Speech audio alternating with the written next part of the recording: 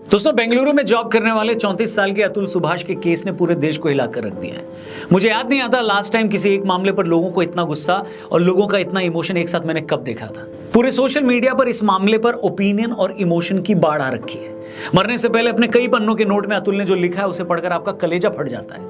उसकी वाइफ और घर वालों के बारे में पढ़कर आप यही सोच सकते हैं कि कोई इंसान इतना घिनौना और लालची कैसे हो सकता है। इस लेटर में अतुल ने अपने 4 साल के बेटे के लिए जो बातें लिखी हैं दोस्तों, उसे पढ़कर आप परेशान हो जाते हैं और बार बार यही ख्याल आता है कि काश अतुल के इस दुख का पहले पता होता तो कोई कुछ कर पाता, अतुल को इस दुनिया से जाने से रोक पाता, उन्हें उनके बेटे से मिलवा पाता। लेकिन ये सारी बातें अब सिर्फ काश ही होकर रह गई हैं। मैं ये नहीं चाहता कि इस वीडियो को हम सिर्फ एक इमोशनल अपील बनाकर छोड़ दें। मेरी कोशिश है कि अतुल ने अगर अपनी लाइफ का सैक्रिफाइस दिया है तो उसे हम वेस्ट न जाने दें, ताकि उन जैसे और केस न हो पाए। तो इससे पहले कि मैं इस बात पर आऊं कि अतुल सुभाष के केस में क्या गलत हुआ और क्या कुछ ठीक किया जा सकता था, एक बार पहले ये जान लें कि मामला क्या है। मुझे खुद को ही खत्म कर लेना बेस्ट है मेरे लिए, क्योंकि जो मैं पैसे कमा रहा हूँ उसी से मैं अपने दुश्मन को बलवान बना रहा हूँ।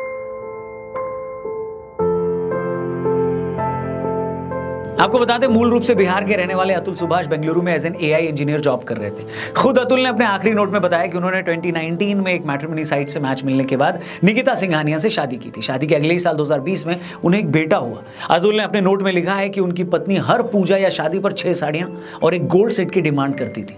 इन सालों में उन्होंने अपने ससुराल वालों को भी उनके बिजनेस के लिए 20 लाख रुपए से ऊपर दिए थे। अतुल ने कहा कि मेरी वाइफ और उनके घर वालों की पैसे की डिमांड लगातार बढ़ रही थी। 2021 में जब उन लोगों को पैसे देने मैंने बंद किए तो मेरी पत्नी हमारे 1.5 साल के बेटे को लेकर घर छोड़कर चली गई। अतुल ने इसके बाद जब अपनी पत्नी से तलाक मांगा तो उसकी वाइफ ने दहेज समेत अलग अलग सेक्शन में अतुल पर 9 केस दर्ज करा दिए। अतुल की वाइफ ने जानबूझकर उन्हें परेशान करने के लिए सारे केस यूपी के जौनपुर में दर्ज करा दिए, जबकि वो खुद भी जौनपुर में नहीं रहती थी। अतुल को पिछले 2 सालों में 50 बार से ज्यादा बार जौनपुर आना पड़ा। पहले उनकी पत्नी ने अतुल से उनके बच्चे के लिए 40,000 के मेंटेनेंस की डिमांड की और अपने लिए 1 करोड़ रुपए हर्जाना मांगा। जब अतुल 40,000 देने के लिए रेडी हो गए तो अतुल की बीवी ने हर्जाने की रकम बढ़ाकर 3 करोड़ कर दी। अतुल ने इस बात की शिकायत जब जज से की तो जज ने उल्टा अतुल को कहा कि तुम्हारे पास इतने पैसे होंगे तभी तो वो मांग रही है। मगर अब मैं जो आपको बताने जा रहा हूं उसे सुनकर आपके होश उड़ जाएंगे। अतुल ने कोर्ट में जज को जब यह बताया कि एनसीआरबी का डेटा बताता है कि दहेज के झूठे केसों के चलते कितने ही मर्द हर साल सुसाइड करते हैं, तो अतुल की बीवी या सास ने कहा कि ऐसा है तो तुम क्यों नहीं सुसाइड कर लेते। आखिरी सुनवाई के वक्त जब अतुल जौनपुर गए तो उन्हें देखकर उनकी सास ने कहा कि अरे तुम अभी जिंदा कैसे हो, हमें तो लगा कि तुमने सुसाइड कर ली होगी। इस पर अतुल सुभाष का जवाब था कि अगर मैं मर गया तो तुम्हारी पार्टी कैसे चलेगी। इस पर अतुल की सास ने कहा कि वो तो फिर भी चलेगी, तुम मर गए तो तुम्हारी प्रॉपर्टी तुम्हारी बीवी के नाम हो जाएगी, तुम्हारे माँ बाप के मरने के बाद उनकी प्रॉपर्टी भी तुम्हारी बीवी के ही नाम होगी, तुम्हारा खानदान सारी जिंदगी कोर्ट के चक्कर काटेगा। अतुल ने जज पर भी इल्जाम लगाया कि उन्होंने भी मुझसे 5 लाख रुपए की डिमांड की थी और जब मैंने वो पैसे नहीं दिए तो उन्होंने मेरी सुनवाई नहीं की। अपनी वाइफ के इसी टॉर्चर, पुलिस की मिली भगत और एक कथित करप्ट जज के चलते अतुल सुभाष ने 9 दिसंबर की रात अपनी जान दे दी। अपनी जान देने से पहले उन्होंने 40 पन्नों का एक नोट लिखा और 1-1.5 घंटे का वीडियो भी रिकॉर्ड किया। अतुल इस सिस्टम से इतने नाराज थे कि उन्होंने अपने नोट में यह तक लिख दिया कि मेरी अस्थियों को तब तक ना बहाया जाए जब तक कि मुझे इंसाफ नहीं मिल जाता, और अगर मुझे इंसाफ न मिल सके तो मेरी अस्थियों को कोर्ट के बाहर किसी गटर में बहा दिया जाए। कई पन्नों के अपने आखिरी नोट में अतुल ने ऐसी ऐसी बातें लिखी हैं जिसे पढ़कर आपका कलेजा फट जाएगा। क्या आप उस इंसान के दर्द का अंदाजा भी लगा सकते हैं जिसने अपनी बीवी और उसकी फैमिली को खुश करने के लिए सब कुछ किया, अपने साले तक के काम में मदद करी, अपने ससुराल को लाखों रुपए दिए, पत्नी की हर खुशी का ख्याल रखा। उस शरीफ आदमी को इतना मजबूर कर दिया गया कि उसने परेशान होकर अपनी ही जान दे दी। उसे 2 सालों से अपने बच्चे से नहीं मिलने दिया गया, उसके माँ बाप पर झूठे केस किए गए, वो भी तब जब आपने अपनी बीवी के लिए हर वो पॉसिबल चीज की जो आप कर सकते थे। मैं मानता हूं कि इस देश में औरतों के हक के लिए जो कानून बने हैं उसका अपना इतिहास है, उसकी जरूरत भी है, लेकिन क्वेश्चन ये है, सवाल ये है दोस्तों कि इन्हीं कानूनों का फायदा उठाकर कई महिलाएं सीधे साधे मर्दों को फंसा देती हैं, उन्हें अपनी जान देने के लिए मजबूर कर देती हैं। उन महिलाओं का क्या जिन मामलों में औरतें ये साबित नहीं कर पाती कि सच में उनके पति ने उनसे दहेज मांगा था या नहीं, तो क्या उन मामलों में औरतों को भी कभी सजा होती है? ना, बिल्कुल नहीं होती। ऐसे मामलों में आखिर ऐसा कोई कानून क्यों नहीं है जो ये तय कर सके कि बच्चों के मेंटेनेंस के लिए या अपने हर्जाने के लिए औरतें कितना पैसा मांग सकती हैं? अतुल के केस में ही ये कैसे डिसाइड हो गया कि निकिता को अपने 2 साल के बच्चे की परवरिश के लिए 40,000 रुपए महीना चाहिए? आखिर उसने कैसे तलाक के बदले 1 करोड़ के बजाय सीधे 3 करोड़ रुपए मांग लिए? ये तो दहेज कानूनों की आड़ में मर्दों के साथ लूटपाट है, डे लाइट रॉबरी है। आखिर क्या रीजन है कि ऐसे केसेस में बच्चों की जॉइंट कस्टडी नहीं दी जाती? क्यों बाप को तरसाया जाता है? वो बेचारे तो अपने बच्चों का मुंह तक नहीं देख पाते। वेल, मैं साफ कह दूं कि जब मैं ये सारी बातें कर रहा हूं तो मैं कोई 498 या दहेज प्रताड़ना के लिए बने कानूनों के अगेंस्ट नहीं हूं। हर साल सिर्फ दहेज के मामलों में परेशान होकर 8,500 महिलाएं अपनी जान दे देती हैं। ये नंबर ही बताने के लिए काफी है कि ये लॉ कितना जरूरी है। लेकिन प्रॉब्लम वहां है जहां शहरी इलाकों में कुछ औरतें इस कानून को हथियार बनाकर मर्दों को ब्लैकमेल करती हैं, उनसे पैसे ऐंठती हैं, उनके माँ बाप को जेल भिजवा देती हैं और आदमियों को पता ही नहीं होता कि करना क्या है। आखिर क्यों मर्दों के हैरेसमेंट के लिए कोई कानून नहीं है? सवाल यही है। मैं कहता हूं साल में ऐसे 1000 केस भी क्यों ना आते हो, लेकिन कोई कानून तो होना चाहिए जिसका सहारा लेकर आदमी भी मर्द भी अदालत में जा सके, अपनी बात रख सके। आज हम एक अतुल सुभाष की बात कर रहे हैं, लेकिन ऐसे कितने ही मामले हर रोज अखबारों के 8-9 पन्ने पर छपकर खत्म हो जाते हैं और किसी को हवा तक नहीं लगती। कुछ दिन पहले इसी तरह के एक मामले में सब इंस्पेक्टर हरीश ने अपनी जान दे दी। इसी तरह प्रोफेसर दीपांशु का मामला है, वो भी 1.5 साल से अपने बच्चे से नहीं मिले थे। इसी तरह के केस में मुंबई के संदीप पासवान ने भी अपनी जिंदगी खत्म कर दी थी। उनकी मंगेतर और उनकी फैमिली उन्हें लगातार टॉर्चर कर रहे थे। उन्होंने भी अपनी जान देने से पहले 20 पेज का एक नोट लिखा था और 20 मिनट का एक वीडियो बनाकर दुनिया को अलविदा कह दिया था।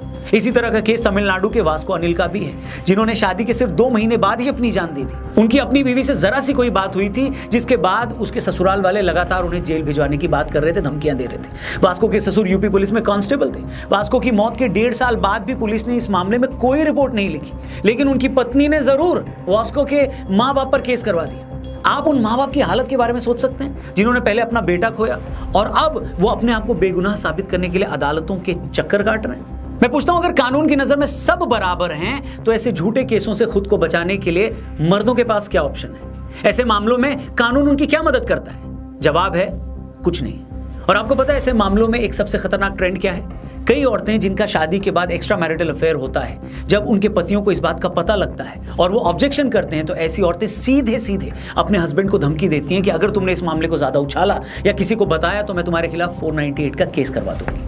दीपिका नारायण भारद्वाज डॉक्यूमेंट्री मेकर हैं और उनकी संस्था ऐसे मर्दों के हक के लिए लड़ाई लड़ती है। दीपिका ने अपने ट्विटर हैंडल पर बताया कि अतुल के केस के बाद उनके पास अब तक ऐसे हजारों मैसेजेस आ चुके हैं। ऐसे एक मैसेज में एक आदमी ने लिखा है कि मेरी वाइफ का किसी के साथ एक्स्ट्रा मैरिटल अफेयर चल रहा था और उसके साथ मेरी वाइफ के फिजिकल रिलेशन भी थे। एक बार मैंने मेरी वाइफ को उस आदमी के साथ रंगे हाथों पकड़ लिया। मैंने जब ये बात वाइफ के घर वालों को बताई तो उन्होंने लिटरली मुझसे भीख मांगी कि मैं उसे माफ कर दूं। उस आदमी ने कहा कि मेरी फैमिली की भी रेपुटेशन का सवाल था, तो मैंने उसे माफ कर दिया। लेकिन कुछ दिन बाद मैंने मेरी वाइफ को फिर से उस आदमी के साथ पकड़ लिया। इस बार जब मैंने उनकी फैमिली से शिकायत की तो मेरे ससुर जी ने कहा कि फिर क्या हो गया, एडजस्ट कर लो।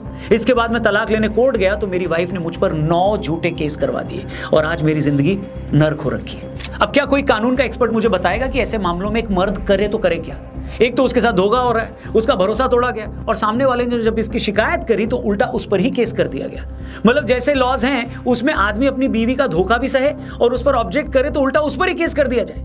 ये किस तरह की सोसाइटी बना रहे हैं? मैं फिर कह रहा हूं कि ऐसा नहीं है कि औरतें धोखा देती हैं तो आदमी नहीं देते, आदमी उससे कहीं ज्यादा देते हैं। औरतें अगर दहेज के झूठे मामले दर्ज करवाती हैं तो औरतों के साथ दहेज के लिए होने वाले सच्चे मामले भी लाखों में हैं और ऐसे ही मामलों में औरतों को ताकत देने के लिए 498 जैसे कानून भी बने। लेकिन फिर सवाल यही आता है कि अगर औरत भी आदमी की तरह चालाक है, धोखेबाज है, लालची है, तो ऐसे मामलों में यही कानून आदमी को यानी मर्द को क्या ताकत देता है? इसका जवाब है कुछ नहीं। हमारे साथ प्रॉब्लम यह है कि जब भी हम औरतों के साथ जुड़े किसी एक मुद्दे की बात करते हैं तो हम ये मानने को तैयार ही नहीं होते कि मर्द भी तो विक्टिम हो सकता है। जैसे कुछ साल पहले जब पूरी दुनिया में मी टू मूवमेंट चला तो दुनिया भर के मर्दों को नेम शेम किया गया। सालों बाद औरतों ने आगे आकर बताया कि कैसे कैसे किस किस आदमी ने उन्हें कब कब टॉर्चर किया, उसका शारीरिक शोषण किया। मुझे लगता है कि ये मूवमेंट सही था। इससे बहुत सारे मर्दों के मन में डर भी आया कि हमने भी कोई गलती की तो हमारी भी ऐसे ही बदनामी हो सकती है।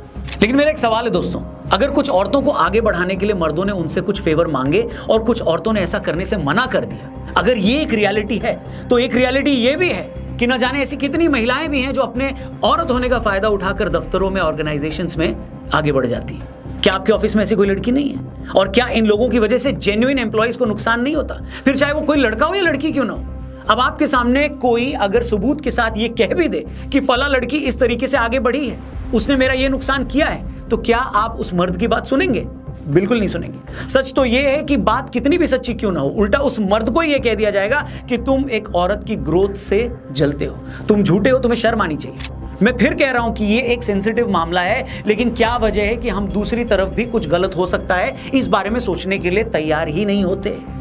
और कोई भी सोसाइटी जब एक तरफा नैरेटिव बनाता है तो वो एक साइड को पूरी तरह से विलन और दूसरे को पूरी तरह से विक्टिम बना देता है। जैसे ब्राह्मणों ने अगर एक वक्त कुछ जातियों पर जुल्म किए तो कुछ लोगों ने आज तक पूरी ब्राह्मण जाति को ऑपरेसर बना रखा है। अगर पेट्रियार्कल सोसाइटी में मर्दों ने सालों तक औरतों पर जुल्म किए, उन जुल्मों से बचाने के लिए हमने औरतों के लिए कुछ कानून बनाए, तो इसका मतलब ये नहीं है कि उसका उल्टा नहीं हो सकता, मर्द भी विक्टिम हो सकता है। हेलो, हिंदी के उपन्यास सम्राट प्रेमचंद्र का एक मशहूर नॉवेल है कर्मभूमि। कर्मभूमि में एक जगह प्रेमचंद जी अपने कैरेक्टर से कहलवाते हैं कि आप लोग कहते हैं कि महिला, दलित, भूमिहीन ये सब प्रताड़ित होते हैं, लेकिन इस बात की क्या गारंटी है कि अगर इन सबको कल को वैसी ही ताकत मिल जाए तो ये सब भी वैसा ही शोषण नहीं करने लगेंगे जैसा इनका होता है। मतलब बुराई आदमी या औरत, ऊंची जाति या नीची जाति में नहीं है। बुराई उस ताकत में है जो एक इंसान को पैसे या कानून या अपनी जाति धर्म से मिलती है। अब ये उस आदमी पर डिपेंड करता है कि वो उस ताकत का कैसे इस्तेमाल करता है। दहेज विरोधी कानूनों ने जहां लाखों करोड़ों औरतों को ताकत दी है, तो यह भी सच है कि इन्हीं कानूनों की ताकत का इस्तेमाल करके लाखों मर्दों का भी वैसे ही शोषण हो रहा है जैसा औरतों का होता आया है। लेकिन जरूरत इस बात की है कि इन कानूनों का गलत इस्तेमाल होने से रोका जाए, मर्दों को भी कानून की प्रोटेक्शन दी जाए, ताकि अतुल सुभाष जैसे भले लोगों को यूं मजबूरी में दुनिया को छोड़कर जाना न पड़े।